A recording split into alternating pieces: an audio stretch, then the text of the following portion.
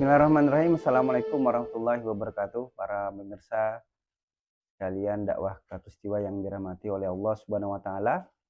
Alhamdulillah kita berjumpa kembali di channel dakwah Katulistiwa yang insyaallah pada hari ini kita akan bahas terkait topik eh, politik pemerintahan yang terjadi di negeri yang kita cintai yaitu Indonesia. Para pemirsa, kita ketahui bahwasanya Presiden Republik Indonesia yaitu Bapak Prabowo sudah menjabat kurang lebih 100 hari lebih ya. Di masa pemerintahan awal ini, tentu di awal-awal pemerintahan beliau banyak menghadapi berbagai macam tantangan yang ini juga menjadi tuntutan dari rakyat ya, termasuk harapan dari semua rakyat.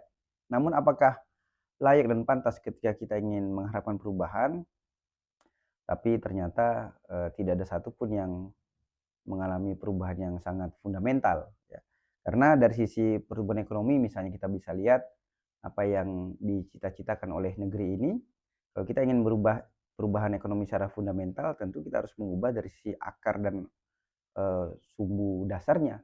Namun ternyata perubahan ini tidak juga dilakukan oleh beliau. Lagi beliau hanya menginstruksikan hanya sekedar apa efisiensi anggaran, dan itu pun bukan untuk menyelesaikan problem dasar asas ekonomi kita, tetapi malah menimbulkan masalah-masalah yang lain. Dari sisi lain kita tahu apa yang dilakukan oleh rezim hari ini ternyata tidak jauh berbeda dengan sebelumnya. Ini hanya melanjutkan estafet perjuangan pada rezim sebelumnya saja. Kenapa? Kita bisa lihat berbagai macam kasus ya, baik itu kasus yang terjadi di pagar laut ya, ada PIK 2, lalu ada korupsi ya.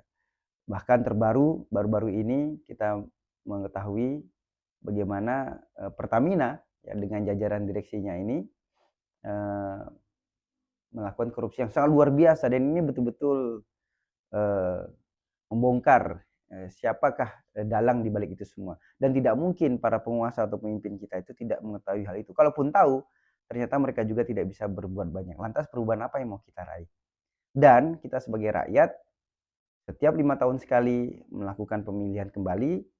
Setiap 5 tahun kita berharap ada perubahan, ternyata tidak juga ada perubahan.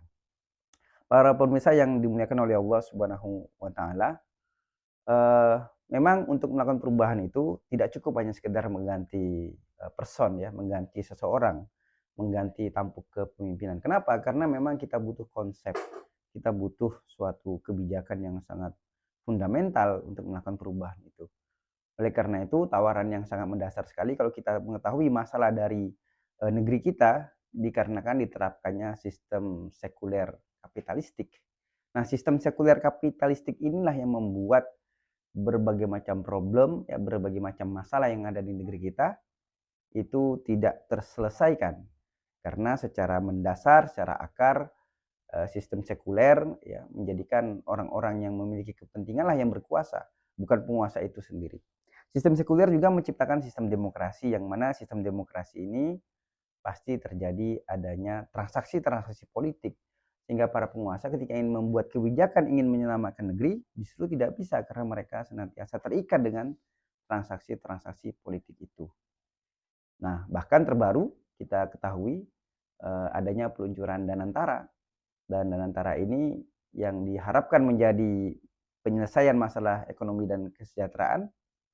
Tapi kalau ternyata aktivitasnya sama dengan yang sebelumnya, ya hanya sekedar untuk investasikan kembali, tapi tidak mengubah dasar dan asas permasalahan negeri ini, yaitu sekularistiknya atau sistem ekonominya, maka ini tentu tidak akan menjadi penyelesaian yang fundamental. Nah, apa yang kita tawarkan pada negeri yang kita cintai ini? Ya, tentu perubahan mendasar harus terjadi, yaitu dengan diterapkannya aturan-aturan Allah Subhanahu wa taala, atau kita kembali kepada sistem yang sangat luar biasa yang Allah hadirkan di tengah-tengah umat manusia, yaitu sistem kehidupan Islam. Di dalam sistem kehidupan Islam inilah kita mengetahui bagaimana politik itu diatur, bagaimana ekonomi itu dibangun, bagaimana pendidikan itu ditata, bagaimana sosial itu dikelola dan sebagainya. Karena di dalam Islam ternyata kita ketahui bagaimana ketika Islam mengatur masalah perekonomian, di sana digambarkan dengan jelas bahwasanya pendapatan negara dan pengeluaran negara dalam bidang ekonomi itu harus sesuai dengan syariah Islam.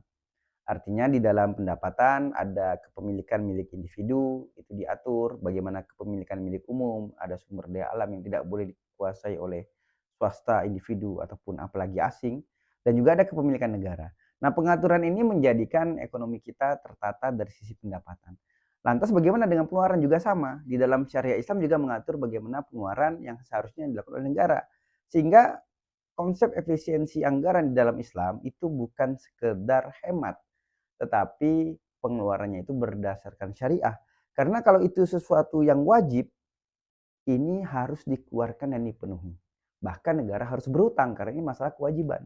Sedangkan kewajiban itu biasanya berkaitan dengan urusan pokok dan mendasar kehidupan manusia. Ya, kebutuhan sandang, pangan, papan, di sana ada pendidikan, kesehatan dan keamanan. Termasuk bagaimana Islam mewajibkan pengeluaran itu dari sisi pelayanan publik, ya, pembiayaan pasukan, anggaran belanja negara sampai kepada pengiriman pasukan untuk menyebarluaskan agama Allah Subhanahu wa taala. Nah, itu dari sisi ekonomi. Dari sisi politik, sistem demokrasi sudah dalam tataran yang tidak layak lagi untuk diterapkan sebenarnya. Karena sistem demokrasi sendiri itu menghasilkan transaksi-transaksi politik dan para pelakunya tentu sangat mudah untuk melakukan penyelewengan atau pengkhianatan di dalam posisinya sebagai penguasa atau menjadi para pejabat negara atau pejabat publik. Nah, bagaimana Islam mengatur dalam bidang politik ini? Maka kita menawarkan sistem khilafah yang di sana khalifah lah yang dipilih oleh umat, oleh rakyat, oleh masyarakat. Namun aturan yang diterapkan bukan lagi berdasarkan akal manusia yang terbatas atau lemah, ya, bukan lagi berdasarkan dari usulan-usulan kepala manusia, tetapi aturan yang diterapkan, aturan yang berasal dari yang maha tahu, yang maha menciptakan manusia, yaitu Allah Subhanahu wa taala. Sehingga para penguasa tidak bisa lagi menjadi transaksi aturan atau mengubah-ubah aturan. Karena kita ketahui di saat adanya opini-opini bagaimana kebijakan negara ini diambil, ternyata di sisi lain banyak undang-undang yang dibuat oleh negeri kita yang justru ini seperti undang-undang yang dibisniskan. Adanya undang-undang sumber daya alam, undang-undang pengelolaan energi. Nah, ketika di sisi lain muncul berbagai macam kasus yang terjadi di negeri ini. So, bisa jadi pengalihan isu karena munculnya kasus, bisa jadi untuk menutupi bagaimana undang-undang ini dibahas. Nah, di dalam konsep politik Islam, undang-undang itu turun dari yang maha mengetahui, yang maha mengatur, yaitu Allah Subhanahu wa taala. Tugas kita sebagai manusia memahami aturan itu dan bagaimana menerapkannya.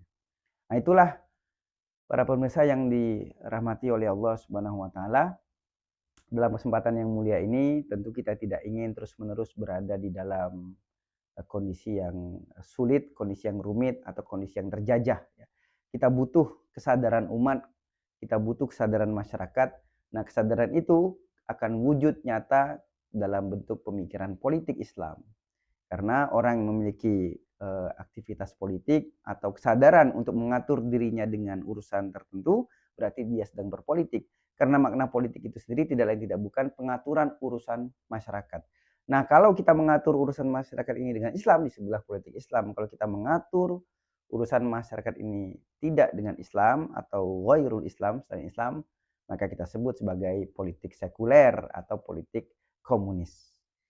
Para pemirsa yang dirahmati oleh Allah Subhanahu wa taala, maka marilah kita bersama-sama mengatur diri kita, mengatur keluarga kita, mengatur hubungan dengan masyarakat, termasuk bagaimana mengatur negeri dan bangsa ini dengan pengaturan yang tepat, pengaturan yang benar, yang tentunya aturan itu berasal dari Allah Subhanahu wa taala. Allah Subhanahu wa taala berfirman dalam Al-Qur'an, "A'udzubillahi minasyaitonirrajim.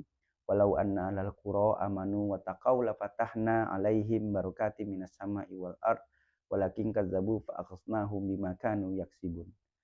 Yang artinya seandainya suatu penduduk negeri itu beriman dan bertakwa kepada Allah Subhanahu wa taala, maka Allah akan limpahkan, Allah akan bukakan keberkahan dari atas langit dan dari bawah bumi.